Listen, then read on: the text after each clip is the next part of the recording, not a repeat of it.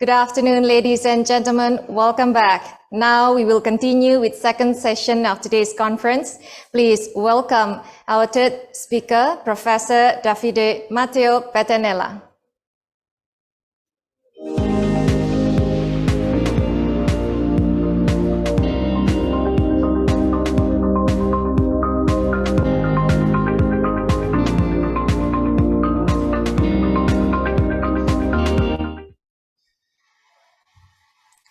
The title of his presentation is The Use of Biomass and the Development of Bioeconomy in the European Union. Without further ado, Professor Pettenella, the platform is yours.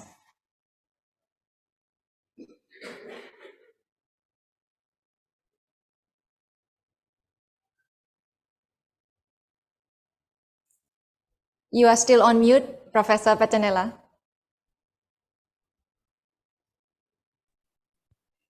Can you hear me? Yes. Okay, thanks a lot. You're most welcome. I'm very happy to be here to deliver this presentation from Padua, the university where I'm working. I'm a forest economist dealing with the problem of the economics of biomass in the European Union. And the presentation I'm going to discuss with you is exactly on the topic about the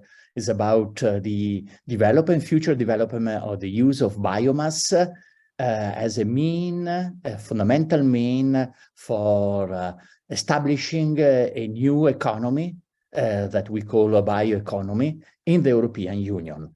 And my presentation is organized in 4 points that I will touch briefly. I will start with the definition of bioeconomy and circular economy. Then I will describe the very general objectives that is at the basis of this policy connected with the development of the bioeconomy. Then I will ask myself, how can we reach the ambitious target defined by the bioeconomy in Europe? And I will finish with one simple remark. So let's start with a definition of bioeconomy. This is one of the most known definition of what sometimes we call the bio-based economy or bioresource economy or nature-based biotechnology. And it's the knowledge-based production of and utilization of biological resources, innovative biological processes and principles to sustainably provide goods and services across economic sector. In many cases, the concept of bioeconomy is associated with the concept of circular economy as an economy that is restorative and regenerative by design, and which aims to keep products, components, and material at their highest utility and the value at all times, distinguishing between technical and biological cycles.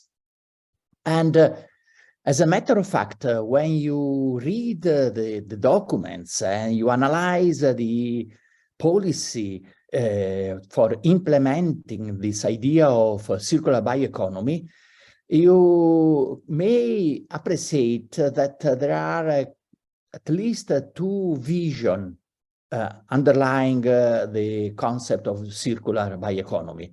A biotechnological vision, which is putting its focus on industrial technological innovation and the use of biological raw material, and stimulating biotechnological research and application related to new value chains.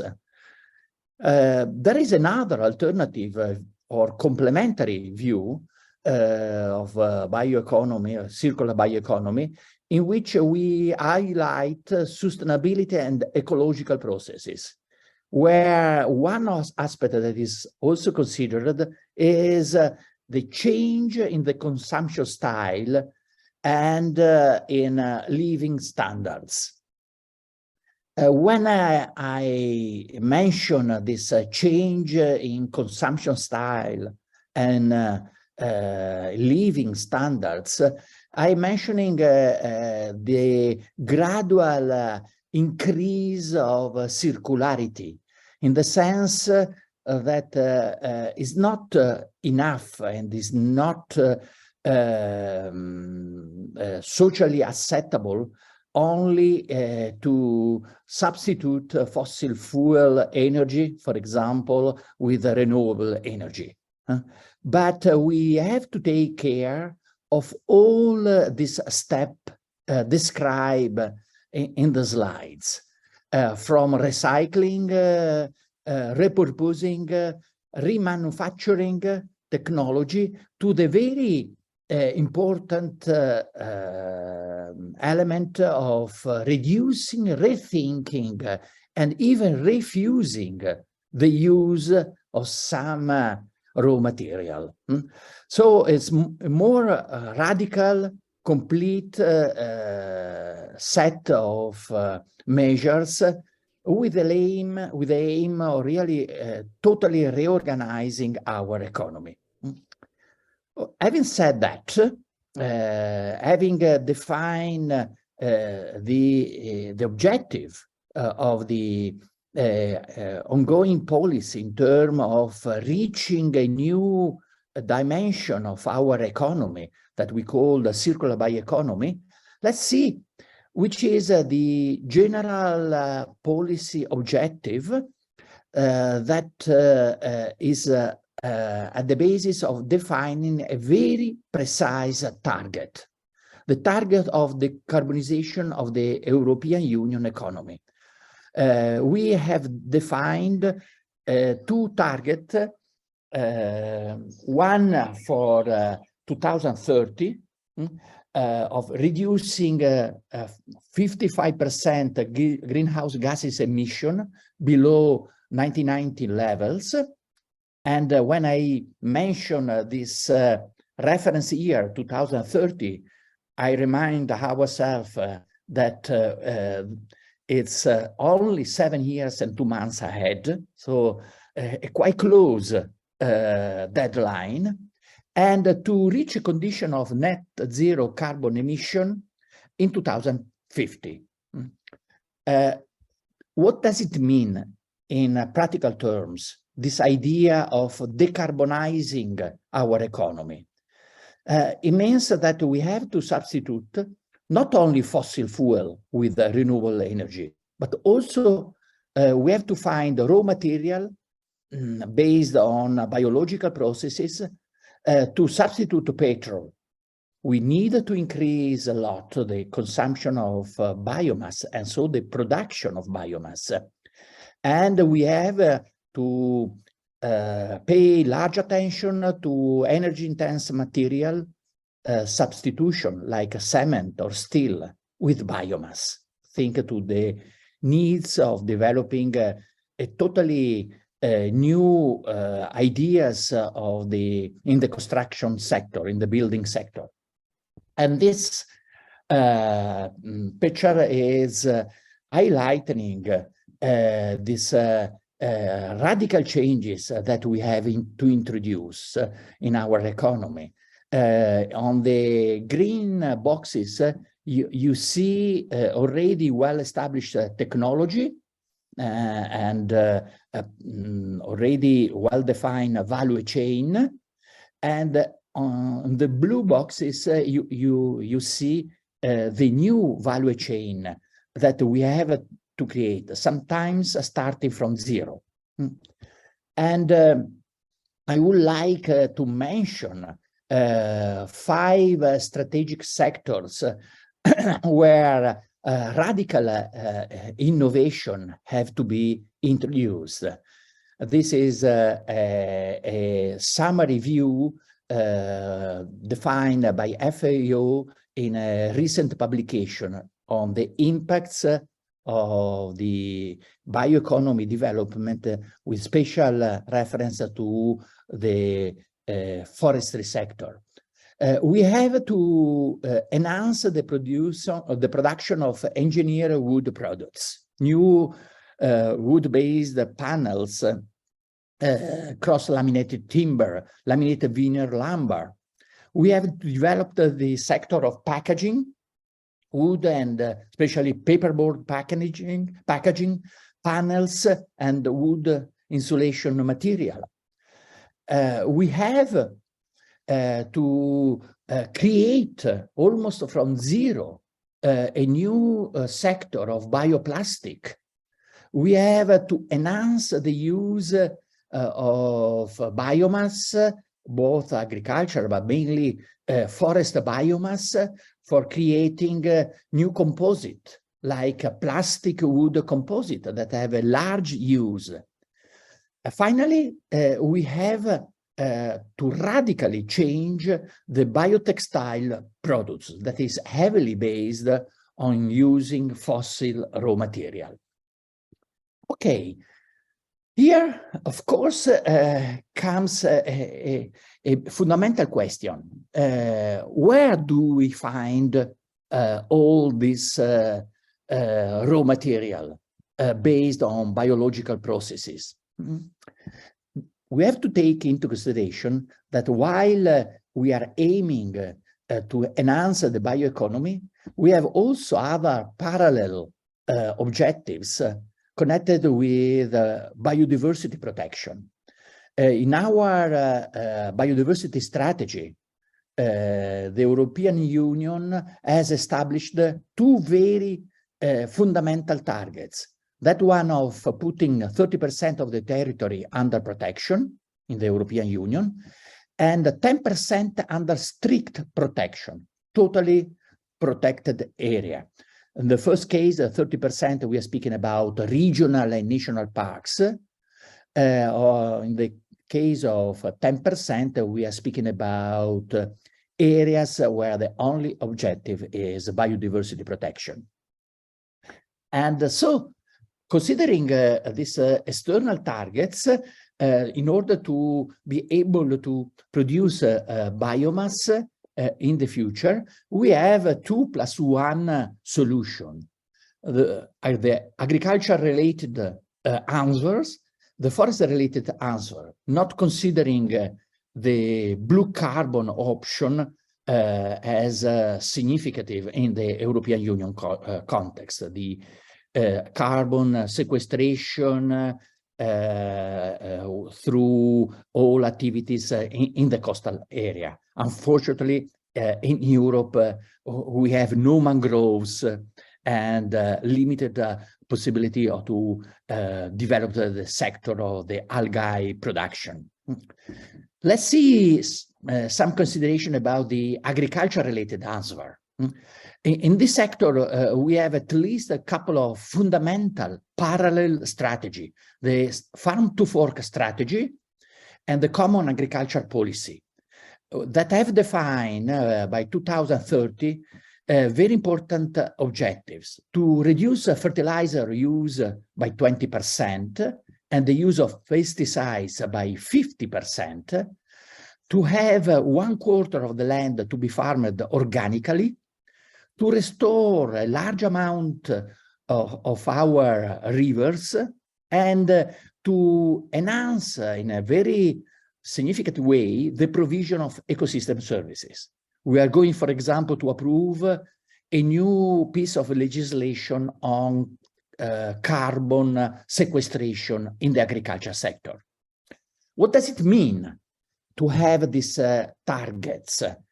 It means that we are going to have a better quality, but not higher quantity of food commodities produced in the European Union. That we will need not less, but more land for food production. And that there is no much room for increasing non-food internal production in the European Union. A look to the forest-related answer or initiative. While in the forest sector, sometimes we use this expression the forestry are the green infrastructure of the European Union. In the forest sector, we have an active biodiversity protection policy coupled with a land restoration policy. We just approved a draft new regulation land restoration that is extremely ambitious.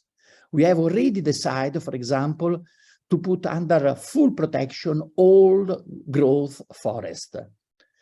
We have also very ambitious target for using forest to mitigate carbon emission, an objective by 2030 of increasing the sequestration of carbon of 310 million tons of CO2. And finally, we don't see in the last years a significant increase in forest biomass removal in the European Union, apart of the problem connected with damages from storm and insects. We are not seeing any signal of a rapid reorganization in the use of forest for biomass production. To complete this picture, we have to mention two alternative solutions. The solution of expanding the European Union forest area with plantation forest for wood, timber, biomass production, or importing more biomass. A couple of considerations about these 2 points.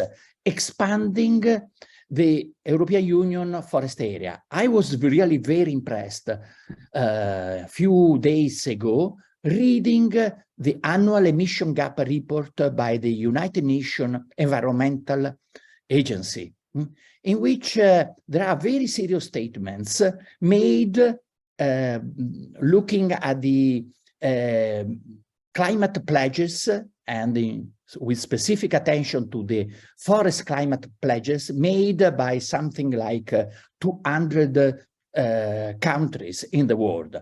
Summing up all these climate pledges, what we see is that at the global level, we have the very unrealistic objective of planting 1.2 billion hectares of land for carbon removal activities.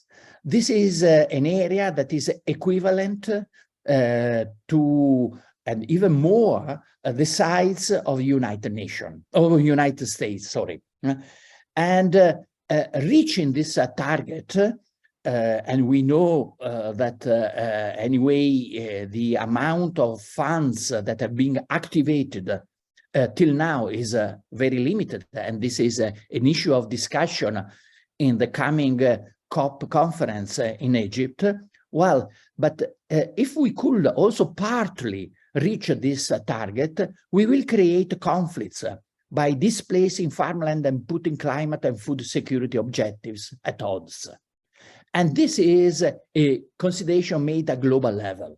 But I think it is valid also when we are considering the spatial condition of the European Union. No room and no probably really need for planting such a huge amount of trees, reducing farmland, trying to produce in a short time more biomass. This is also for aspect connected with biodiversity protection, a general mistake. Importing more biomass is another option, but we have to take into consideration that more than 1/3 of the biomass inputs for the European bioeconomy are sourced and imported from extra-European Union areas. And it's no logic to base our future objectives connected with bioeconomy development in Europe on the supply of biomass from non-European Union areas. Why? Because we have also a formally defined need of reducing the carbon biodiversity footprint from import of biomass. And we are very well aware about a problem called embedded deforestation or indirect deforestation or embodied deforestation. 90% of deforestation caused by the European Union imports is connected with the production of 10 commodities. And you see the role played by these commodities in terms of annual deforestation embedded in the import.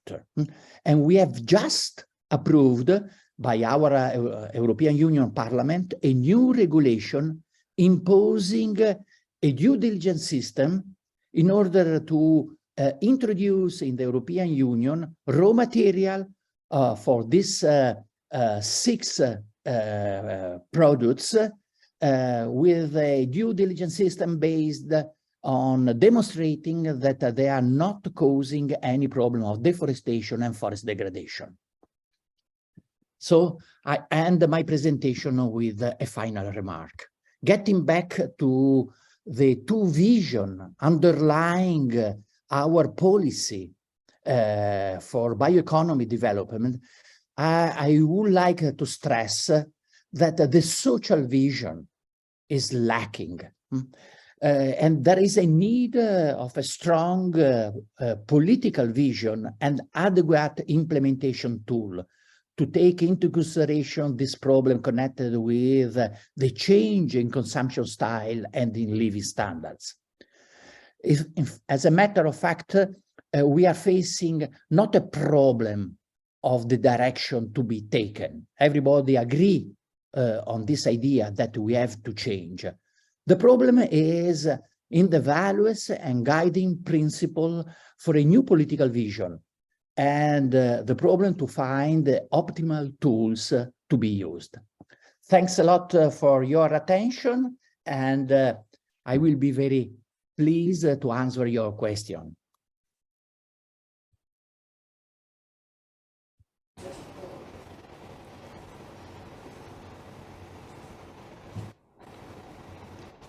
Thank you for an eye-opening presentation, Professor. As an expression of gratitude, please allow us to present this certificate of appreciation to you. Thanks a lot. You're most welcome. We will have the Q&A session at the end of the conference. Now I'll move on to the last speaker of today's conference, Professor Justyna Nakonieczna-Bartosiewicz, Ph.D.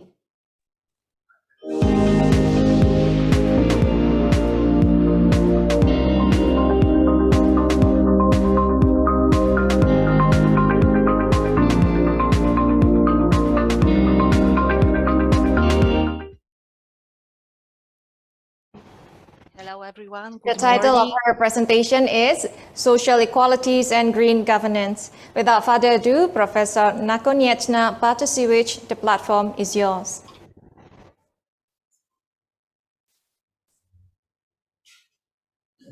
Thank you. I hope that you can see the presentation. Yes, it is visible. Thank you. Thank you. Good morning, everyone from Warsaw. Good afternoon to all of you. I would like to thank you for the invitation and to create the opportunity to share with you with my more general ideas than the Professor Pettenella did, because I'm a political science researcher, and so you can have also the opportunity to compare the more scientific science and social science based on the political science. So my presentation will be much more about questions, limitations, problems, challenges than answers and solutions. I think that it will lead you to the general background and put the questions about the whole concept of the construction of the social development and green governance. That is one of the elements that might support the realization of sustainable development. So that's why I would like to go to the background and to the classical definition of sustainable development, just to indicate the places where we can find these two concepts presented in the title. So why the Bruton Commission in 1987 created a report about the sustainable development? They proposed a new concept, new way of dealing with the global challenges, because the idea was to deal with the global challenges. They proposed to new type of development that was some kind of innovatory in terms of typical classical perception of the economic growth. And what is important later, why the concept was developed, the three areas were presented as the most crucial, that have to go hand in hand together and to be combined just to create the situation that we go on the path of sustainability. The economy is crucial, but we need also to include environment and social aspects here on this diagram called equity. So when we have this combination between environment, the limits on environment and the approach to the environment, and the limits to the social structure and the needs of the social structure, we can meet together in the long-term vision of sustainability. However, in fact, this is a tricky part, because we really do not know how it should be conducted in reality, in details. So because all these terms are quite broad and they are understood in different ways. Let's start with the social equality. Social equality, especially if we refer it to the concept of sustainable development, there are two standards that are important to understand the challenges and the problems with with achieving sustainability. And this is social equality as an equal opportunity that we can understand as the same rules for everyone. So we have exactly the same rules for achieving our goals, and social equality as equal condition that can be understood, that everybody has equal starting point. That's the trick here, because on the global scale, in fact, it's contradictory and very difficult to be realized. And why we are looking at the green governance and the concept of governance, again, from the perspective of international relations and the global scale, that it's I'm familiar with, again, we can see some limitations and problems, because on the one hand, green governance, as any governance, can be understood as policy rules and norms that govern human behavior. So how to behave, who should decide on which basis, and so on. But on the other hand, for the global scale, there is no governor because we don't have global government. So it's green governance based on the global scope is the result of long-term negotiations among different actors. If we consider also that one of the stakeholders in green governance would be nature, it's difficult to include also this perception. And because on the global scale, everybody has to accept the rules and to feel that it's just for the actors, it's fair for the actors to obey the rules, because we don't have any coercive power to impose the rules.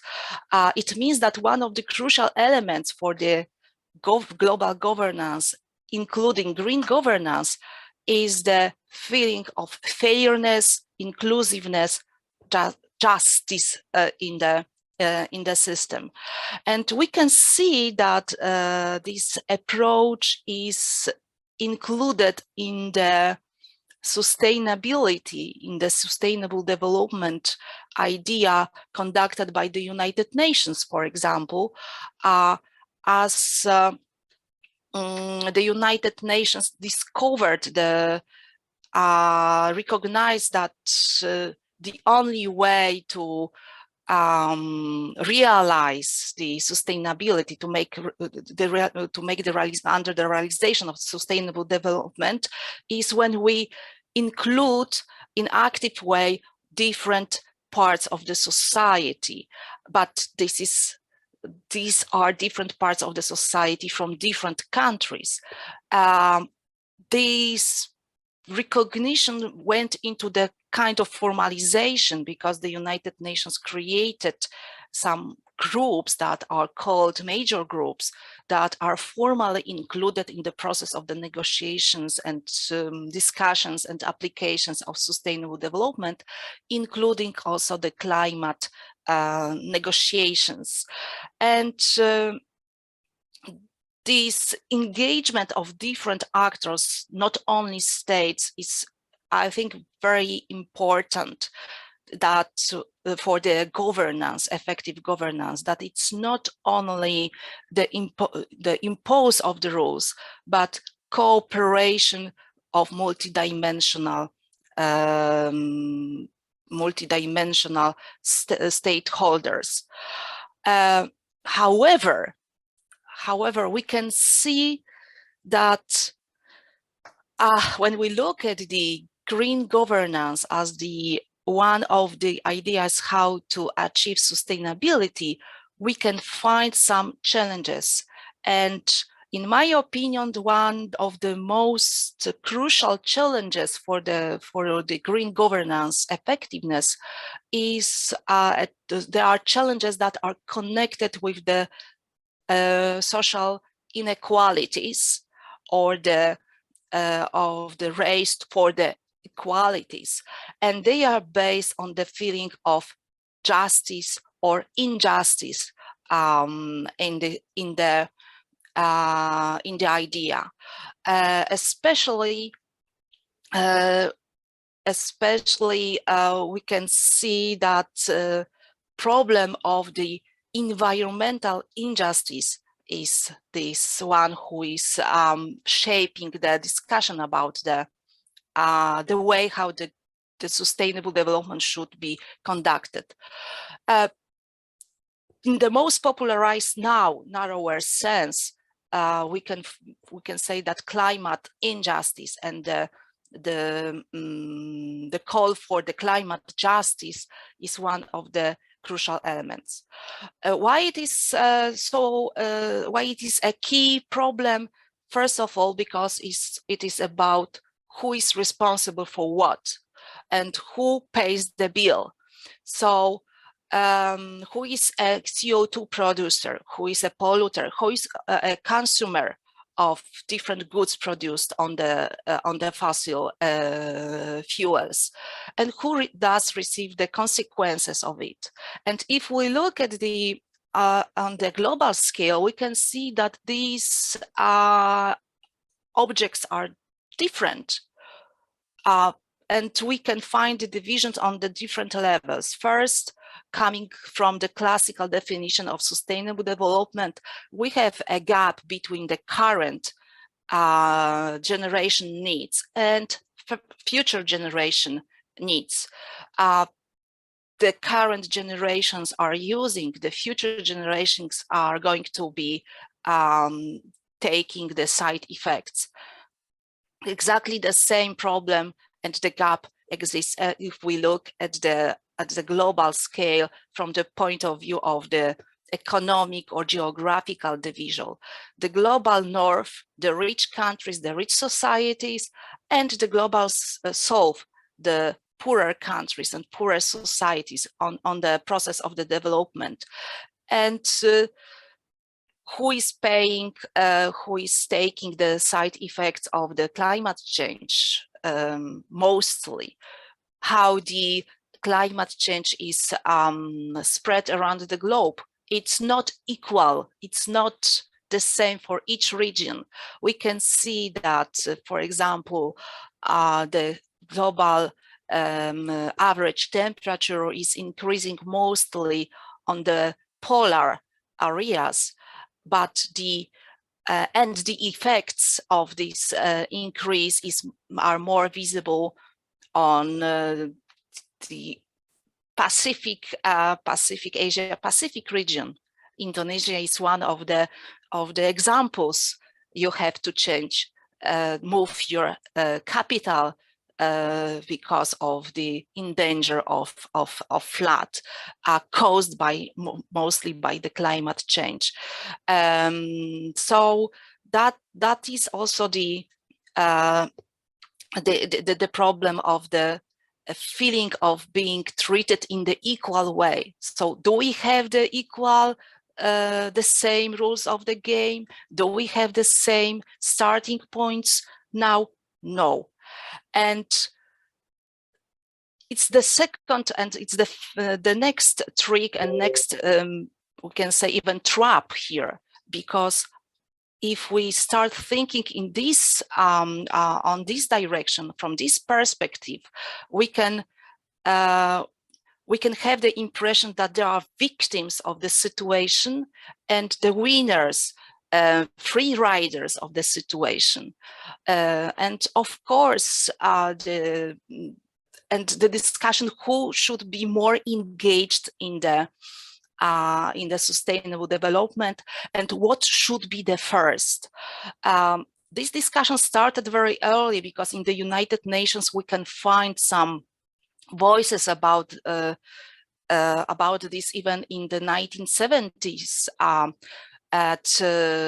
For example, at Stockholm Conference in 1972, the Indian Prime Minister Indira Gandhi said very famous question, or asked the very famous question, are not poverty and need the greatest polluters?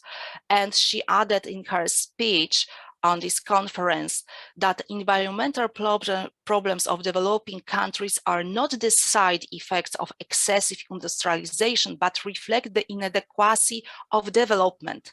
So she challenged the concept of the development and the division of the burden and the order of our interest. However, it doesn't give the solution why we are just on the verge of the climate catastrophe. That is why we can find some attempts to change maybe a little perception and to look at the structure of the sustainable development, and going further, the way of governing with the sustainable development, focusing on the environment in the governance, in the way that we change the system of analyzing of our current and future needs, including the ecological planetary boundaries. Here you can see one of the models that is crucial for the movement of social movement, promoting the perception of the development in the terms of degrowth instead of growth, that is criticizing sustainable development for growthism, that there are too much growth in this concept, and promoting the idea that we should convert our way of understanding how the world is organized. And the idea is called donut of social and planetary boundaries. And we have two elements here. In the inside of the circle, we have 12 dimensions of the social foundation that are derived from internationally agreed minimum social standards, and they are identified by the world in the Sustainable Development Goals conducted by the United Nations state members, and outside of the donut, we have 9 planetary boundaries, beyond which lie unacceptable environmental degradation and potential tipping points in Earth's system. As you can see, these red places, what we can see that in the inner donut, we have some shortfalls, in fact, while in the out part of the donut, we have overshots that should be avoided in both cases. So in the same time, we have to balance between social foundation and to focus on achieving goals in the way that social foundations are fulfilled and the needs of people are fulfilled. But on the same time, we cannot exceed the ecological ceilings, because it means catastrophe. Thanks to this, we can manage to go on the sustainability path. In fact, it's one of the proposals, of course, critical views of our models that are opening discussion about the background, the pillars of our existence, and the way how we are organized. The growth promoters are saying that the growth is like the cancer. It cannot grow all the time, because it will consume us at the end, like the cancer consumes the turmoil consumes the organism. So maybe we should balance it in a different way. And again, challenge in this, because we are lacking of, we don't have time. We are missing, we are running out of time. So it's no time for discussions that are consuming this time. It's time for the actions. That's why we can see so many young people unhappy with the time limitations that are coming, because physical rights are well known, and we know how the climate change looks like and what are the forecasts of it. The only thing that we can change is our behavior. And coming to the conclusion, just to consider and to think in the broader sense, broader perception. First of all, it's worth underlying that sustainable development concept has changed our perception of the connection between people and environment, because it included broader perspective. And thanks to this, we can talk about the concept of green governance, where we can try to manage our behavior by including the nature perception in our human activities. Green governance, on the one hand, shows the importance of natural environment, but on the other hand, it is still under the negotiations what should be in the center. This is also one of the challenges or the critiques toward sustainable development goals as well. People, and if people, which generation, current, future, how to define the main actor, or environment. The critics of sustainable development say that environment should be in the center, because the planet will survive without humans, but humans won't survive without a planet. On the other hand, we can say, so how to overcome all limitations we have without exceeding limitations of the planets, because it's very it's unfair to expect from developing countries to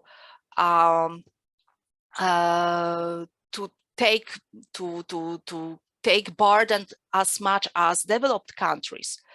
Money can equalize it somehow, and we can see some instruments, financial instruments, supporting financially developing the South countries, the global South societies in the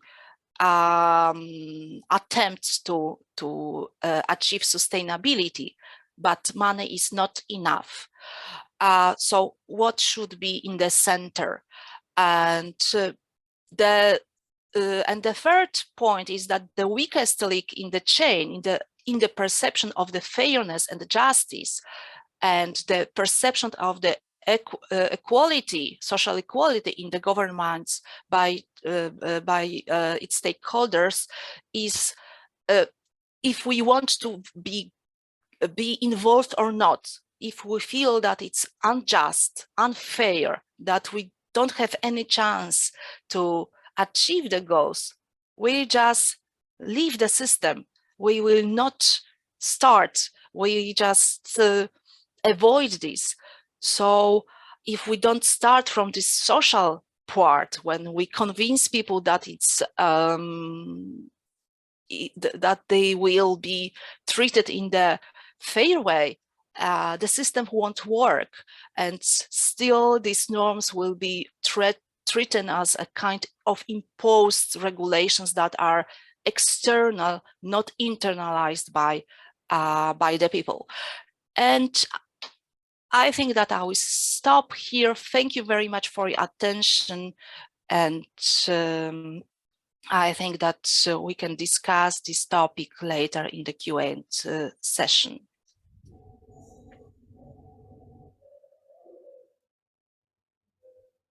Thank you so much for the mind-boggling presentation, Professor Nakonieczna-Bartosiewicz. Please allow us to present a certificate of appreciation as a token of gratitude. Thank you very much. You're most welcome. Now I will open the Q&A session. I will read some questions from the audience. First, for Professor Pettenella. The title of your presentation is The Use of Biomass and the Development of Bioeconomy in the European Union.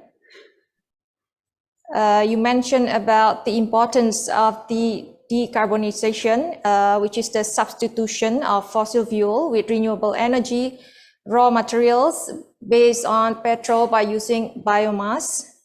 And it is actually very interesting that you mentioned one thing. We actually over-reliant with the tree planting, because a lot of company, they say that, oh, we have planned this amount of tree, then we do our CSR, or we do our part in keeping the environment clean or keeping the environment sustainable. And then you also mentioned about actually our food consumption is having the 3 biggest effect on the deforestation. Okay, I will read the questions from the audience now. Okay, Buonasera, sir. It is so long time our mindset was focused on getting profit by entrepreneurship and innovation in all human activities. My question is, do you think that bioeconomy can realize without a strong motivation for sustainable effort? From Amin Cilalahi. Thanks a lot for the questions. I'll try to answer briefly. You are speaking about motivation for our sustainable efforts. And I would say that here we are facing a problem of awareness by people, especially non-educated people, on the impacts of this model of development. The most informed component of our society, scientists, I mean, some young people, they have an exact perception of what is going on and about the impacts of this model of development. Mm-hmm. So I think that the first general objective, first target, as people living with a high level of education, both in the global south and in the north, is to invest in education and in raising the awareness. This is a precondition for that type of process that has been called the mobilization of shame. It means becoming aware about the problem that we are facing and pressing policymakers to act. And here I would like to anticipate some reflection on the third question in the chat about rights strategy. What does it mean to have a right strategy? I think that this means to have a general consensus of the development connected with increased inequality and increased reliance on non-renewable resources. The impacts of increased inequality and increased use of non-renewable resources means to live already in the present in a world that is rapidly degrading, and to lower our welfare condition. And I finish here with a reference to those studies that have been done in many advanced, so-called advanced country, where we have a level, very high level of GDP per person. The availability of a large amount of high income is not equal to reaching high level of welfare and happiness. As we know from some thought on the so-called Kuznets curve, we know that those countries that are reaching very high level of GDP, gross domestic product, high level of income available, are not those countries that are living in condition of high happiness. We see very worrying indicators, like the number of suicide, like the number of people with problem with drug, like the number of divorces, like the number of mental diseases. So producing more, consuming more non-renewable resources, damaging the environment is touching our quality of life. We have to change life. This means not only to substitute fossil fuel with renewable fuels. The problem is not to use electric car. The problem is to change our transport system.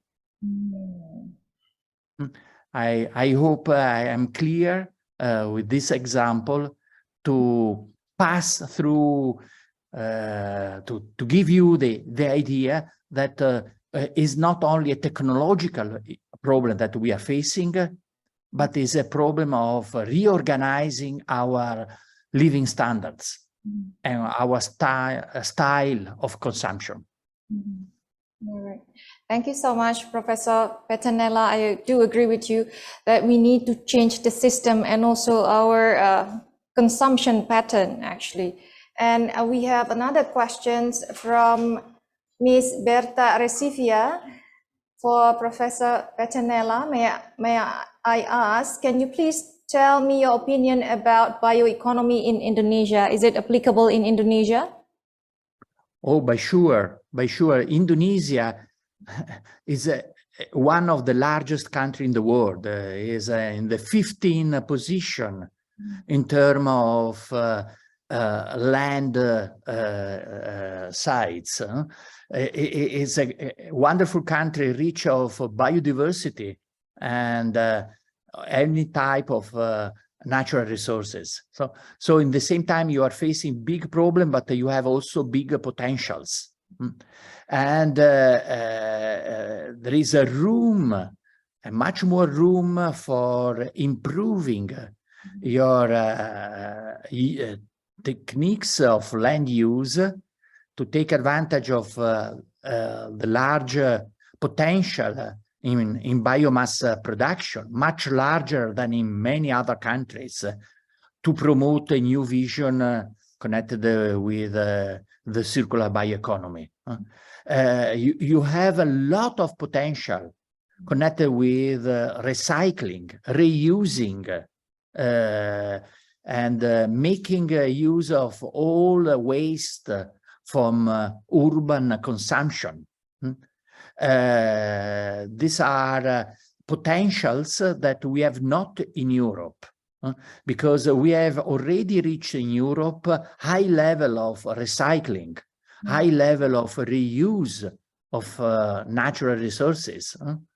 But in a country like Indonesia, considering this idea of the circular economy, you have a lot to do in terms of waste disposal, waste use technology, especially considering the high urban concentration that you have. So there is a room for innovation without forgetting what I was mentioning before. The problem is not only a technological problem, but is a problem of mentality, awareness, being able to think to new development paths and new style of consumption. All right. Thank you so much, Professor Pettenella. You are correct. You mentioned that Indonesia is so big. We do have a lot of problems, but we have a lot of potential. If we can use high level of recycling, reuse, we still have room for innovation. But of course, we need to overcome one of the biggest problem, which is the mentality awareness.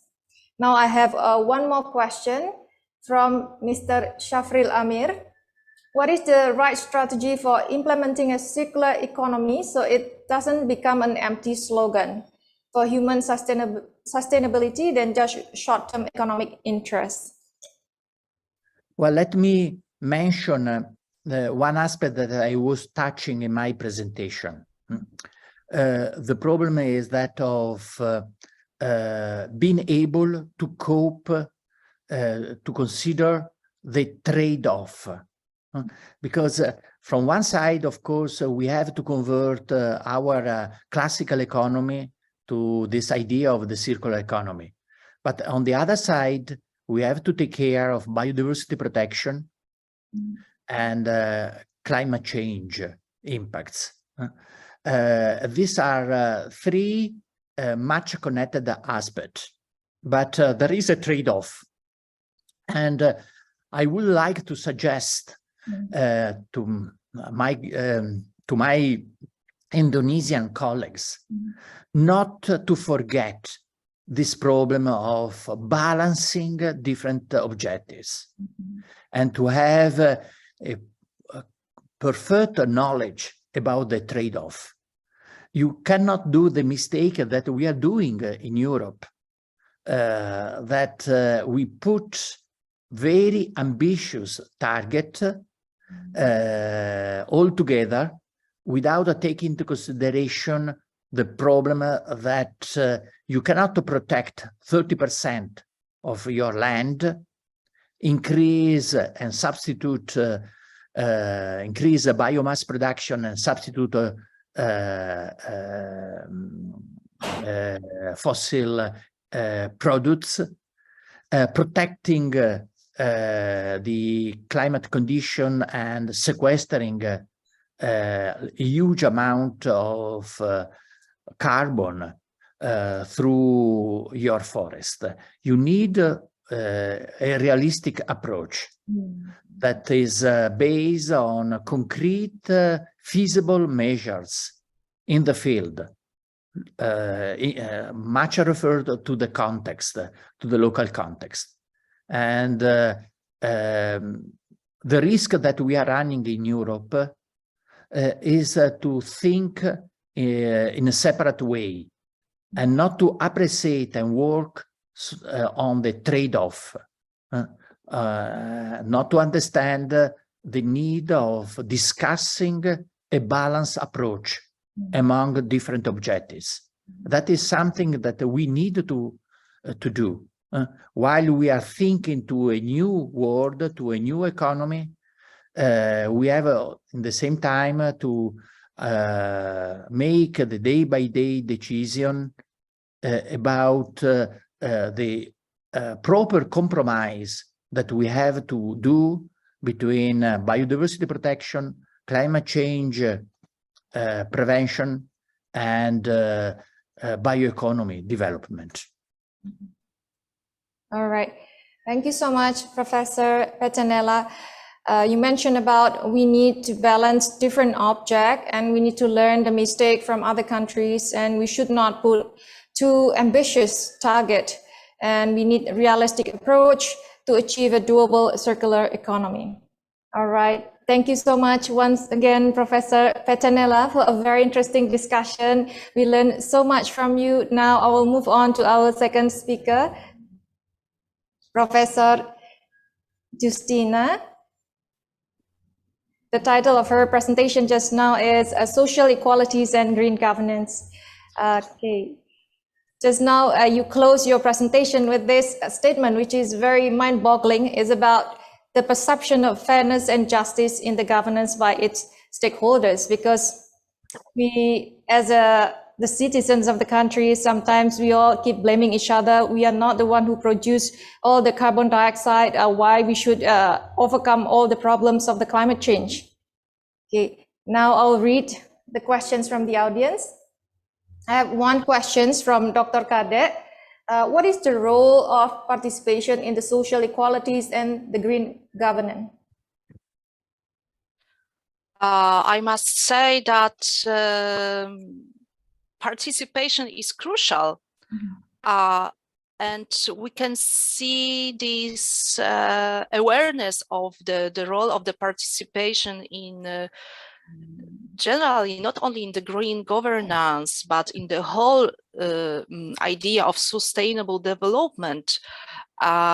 visible in the documents, because the United Nations, I'm just focusing on the United Nations because it's one, now we have the comprehensive proposals from the United Nations how to deal with our global challenges, mostly now with the climate crisis.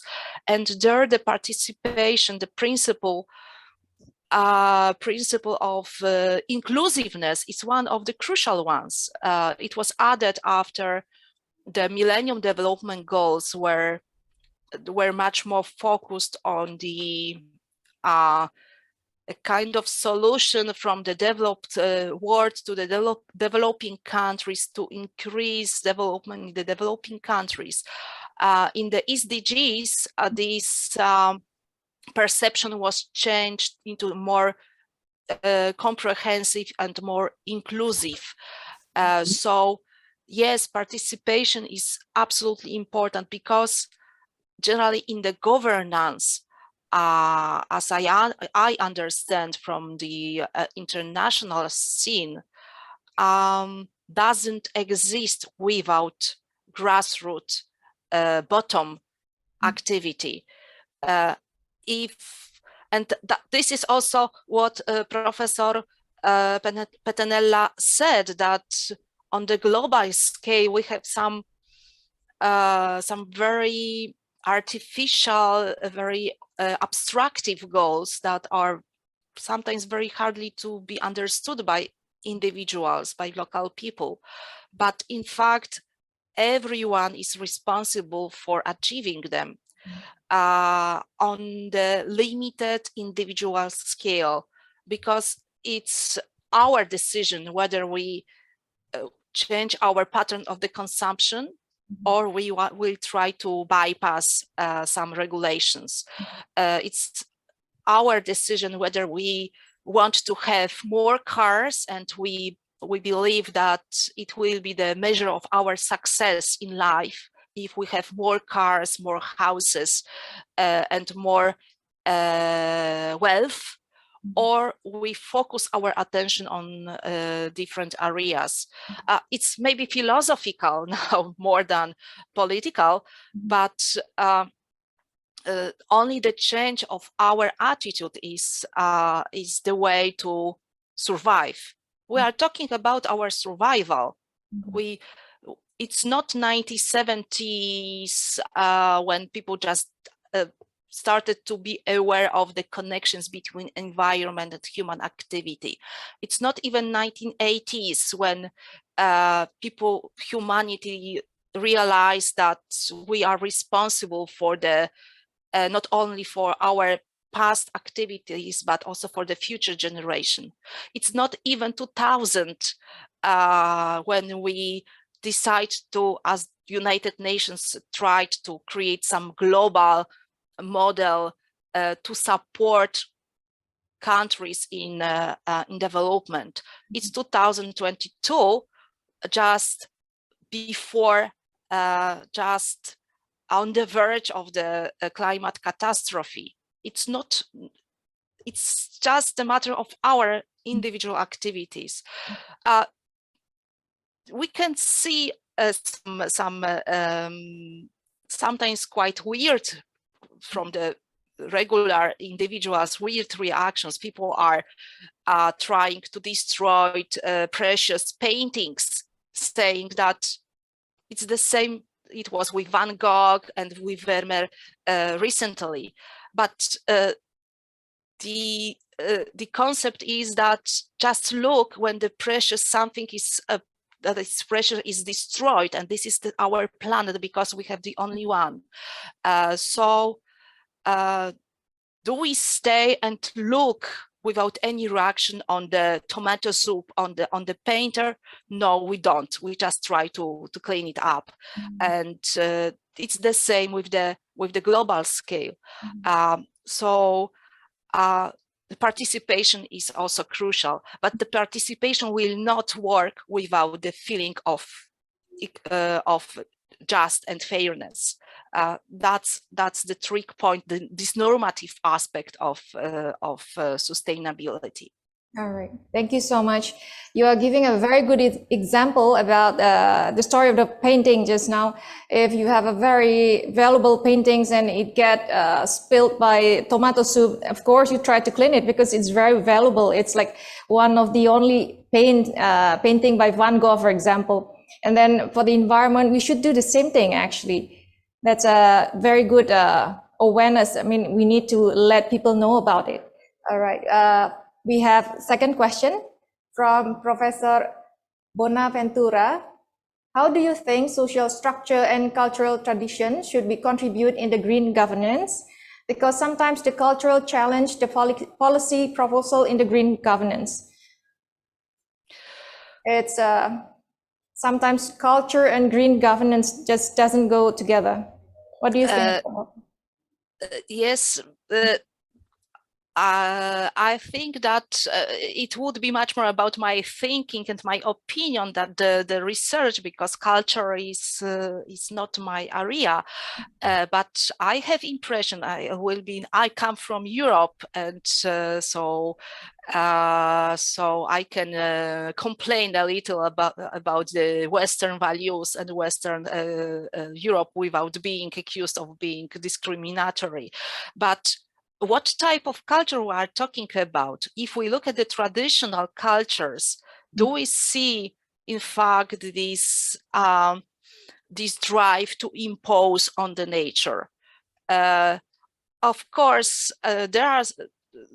if we are not educated, and this is also the Professor Pettenella said, education and awareness of people is crucial, and we cannot see the long term.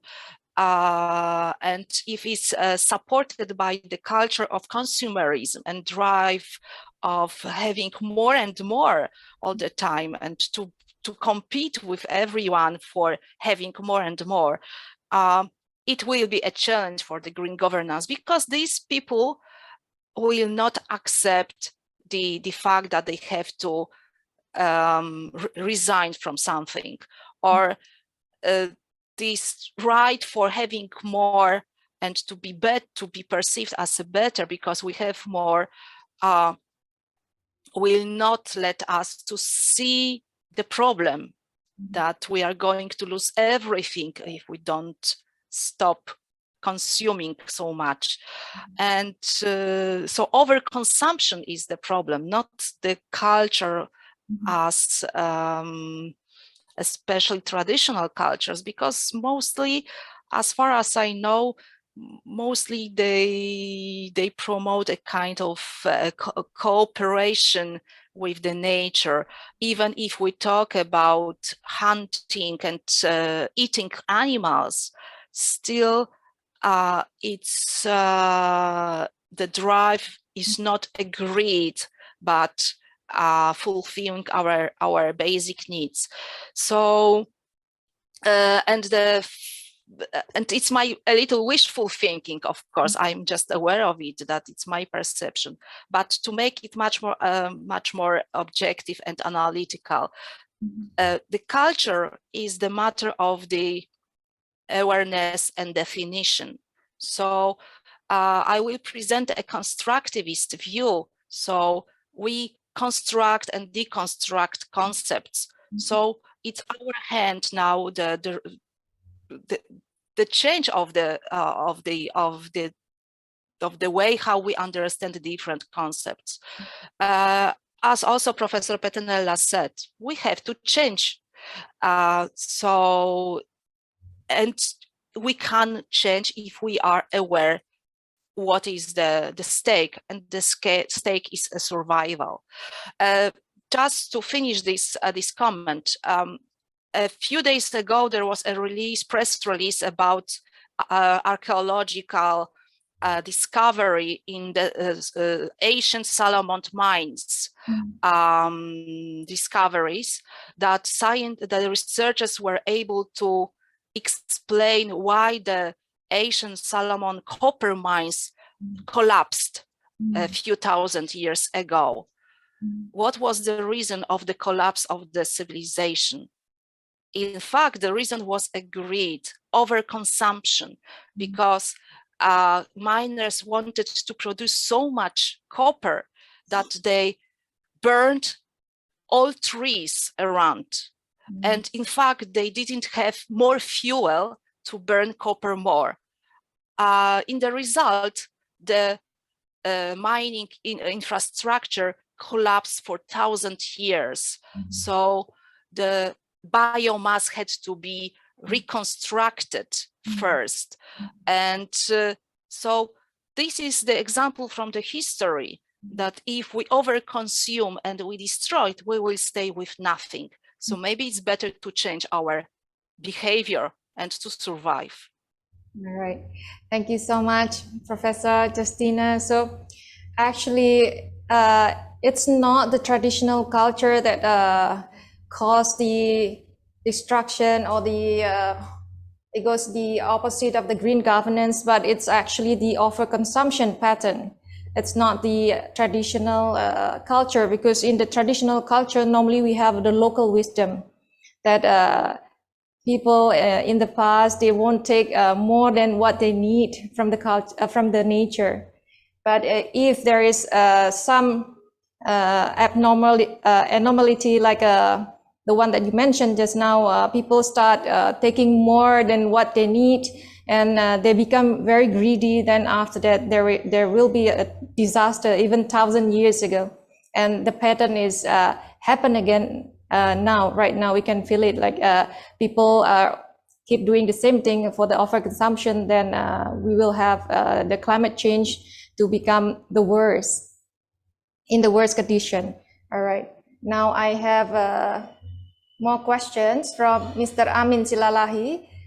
Action is always particular, while govern and equality are universal concept. My question is, how can we bring concept of equality into action if their mind couldn't reach the universal way? Maybe there is this is related to the awareness just now that you mentioned, and also Professor Pettenella just now mentioned about the awareness. Could you repeat the question? Action is always particular, while govern and equality are universal concept. My question is, how can we bring the concept of equality into action if their mind couldn't reach the universal way?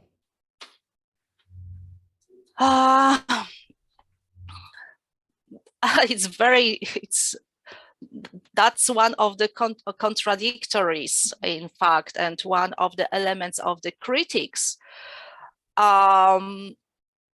We can see what the United Nations do, in fact, with the Sustainable Development Goals, and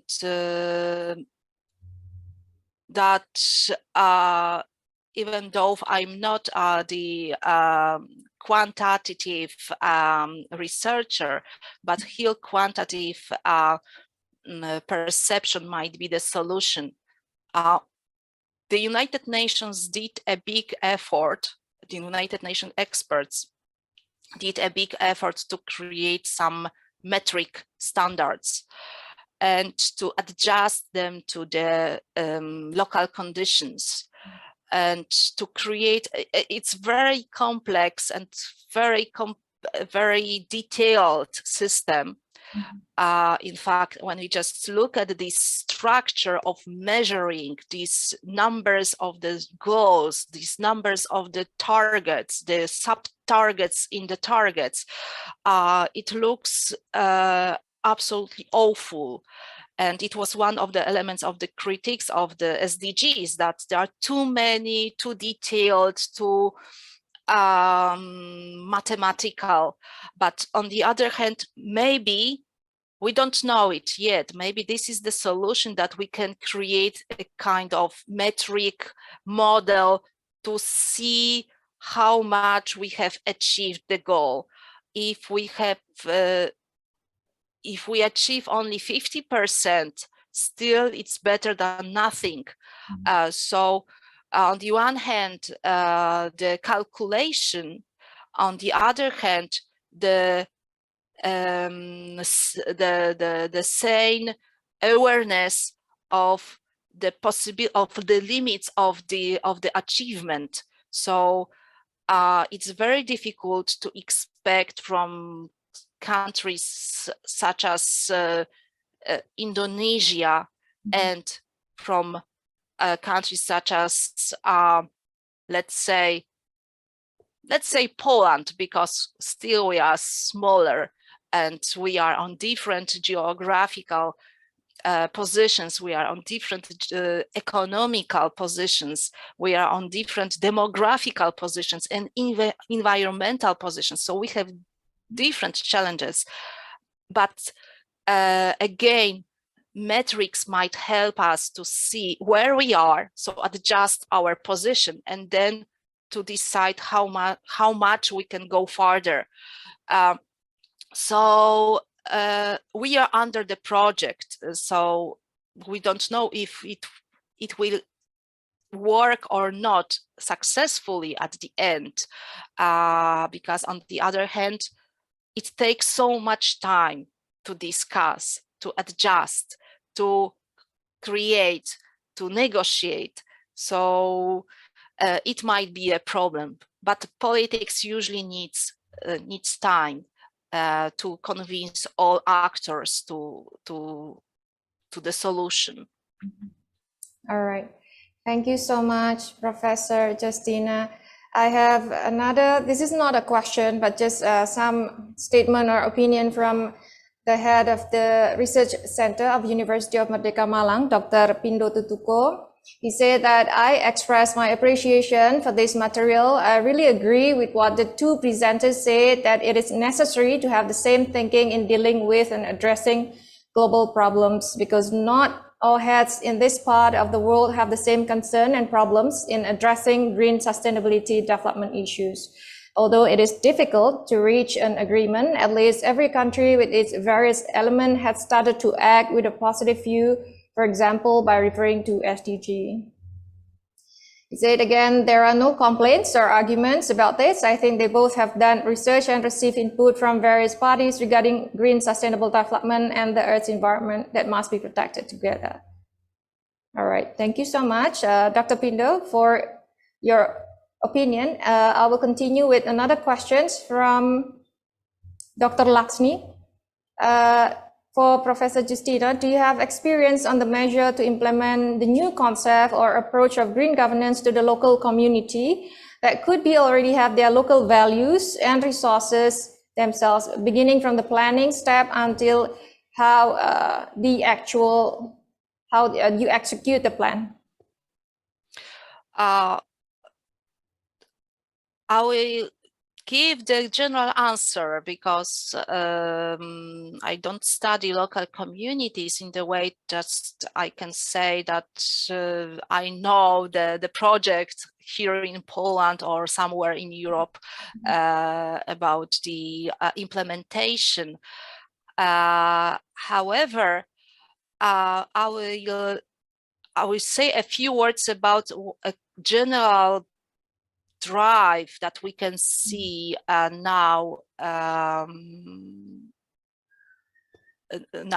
in Europe, a very huge pressure on inclusiveness of local actors, and a huge pressure and awareness and presenting a huge expression toward the individual or local conditions. And one of the concepts that might be that use this kind of perception is the participatory democracy or participatory actions that are conducted on the local level. It is one of the tools that is used in the cities now, that inhabitants of the cities are involved in the budget planning and the strategy planning, that they are invited to be involved, and everybody who lives in the given area can present his or her perception of the problem, and the voice can be included. So this is one of very important stages in the decision making on the local level. So about the measures, I really don't know, but I can see that there is a kind of awareness of and the importance of the local participation.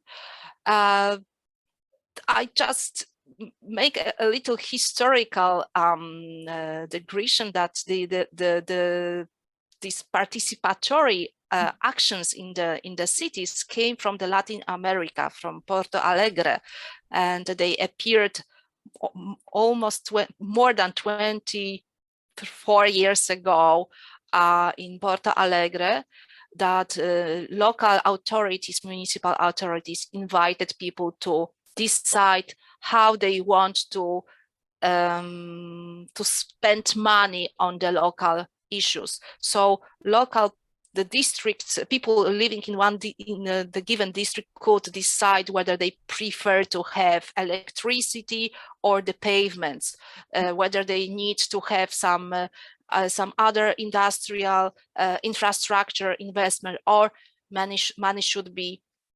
devoted to different areas. And this style of thinking that was revolutionary in 24 years ago now has spread around the world, and it's now treated as taken for granted in many European cities and countries.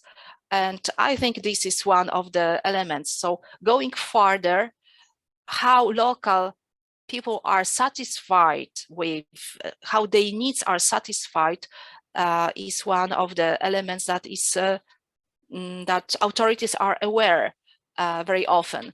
So, and in the SDGs, coming back to the Sustainable Development goals, this the principle of the inclusiveness is very important. So there we can find some patterns of measures, as they are very metric. All right. Thank you so much, Professor Justyna. For the local community, actually, we can begin with the involving all of them, because the importance of inclusiveness in the SDGs concept. So I will continue with our last question for today. It's from Mr. Angger Kamaisha. In any case of cities, urbanization changes the perspective of development. Indonesia is a marine country. What do you think about green economic concept and blue economic concept more? Which one is the more appropriate to implement in Indonesia? Green and blue economy in the marine country like Indonesia. In fact, ocean is a part of the ecological system. So I think that they are crucial for the survival of the Indonesia. So you have to balance between both perception, or even, I'm not sure if we can talk about both perception, because as I said, ocean is a part of the ecosystem, so it's crucial for all of us.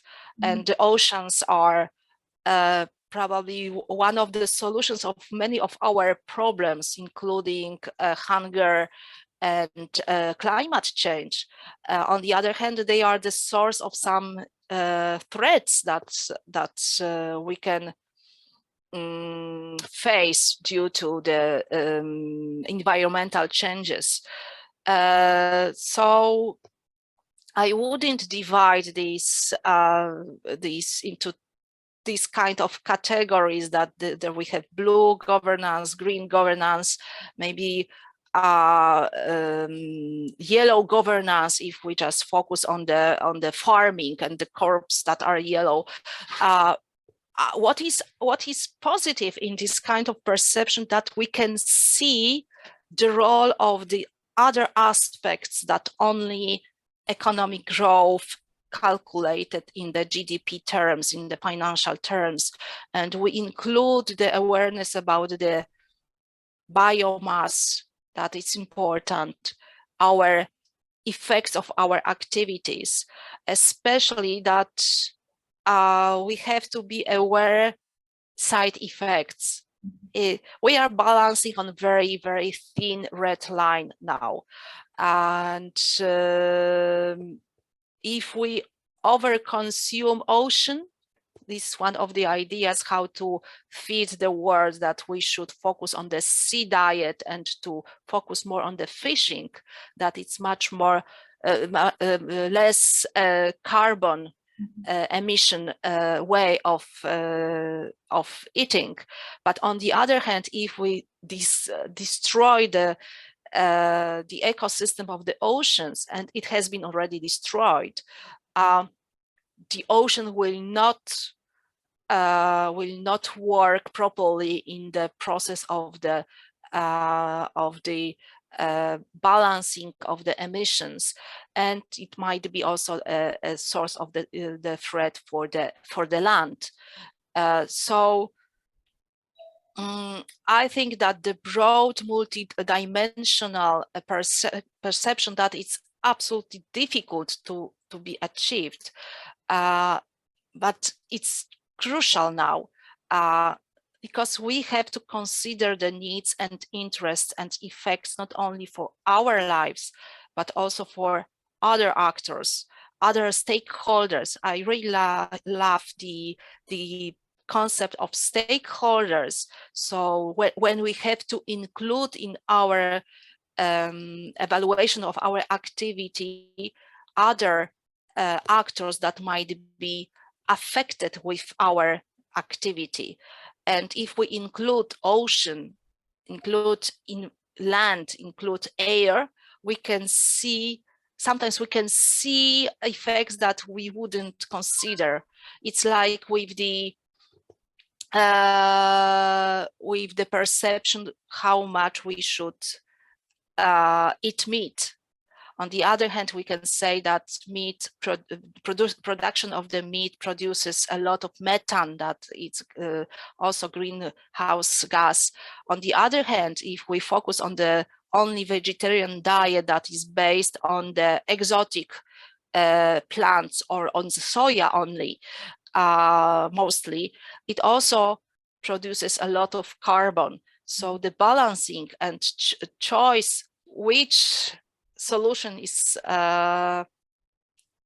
sufficient is very hard work. So I'm not surprised also that a lot of people do not want to do it, because it's hard. But as long as we don't change our attitude and we don't learn first, nothing is possible without education. So blue governance, yes, because thanks to this, Indonesia includes oceans as one of the most important elements of the ecosystem in the way of organizing different decisions. Yes. All right. Thank you so much, Professor Nakonieczna-Bartosiewicz, for answering the questions. So you mentioned about finding the balance about the blue and green economy.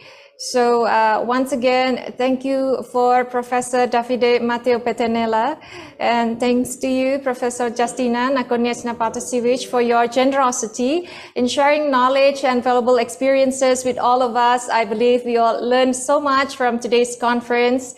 Once again, thank you, take care, and we will see you again soon. Ladies and gentlemen, finally, we have come to the end of today's event. We would like to express our appreciation to all of the honorable guests and participants from Indonesia, China, and the Philippines for contributing to the success of 7th International Conference of Graduate School on Sustainability ICGSS and 3rd International Conference in Social Science ICONIS. Thank you very much, and please join us again tomorrow for the second day of the conference. Wassalamualaikum warahmatullahi wabarakatuh. Shalom, Om Santi Santi Om. Namo Buddhaya, take care, and goodbye for now. Thank you. Salamat, terima kasih, grazie mille, ceku ceci. Thank you. Thank you.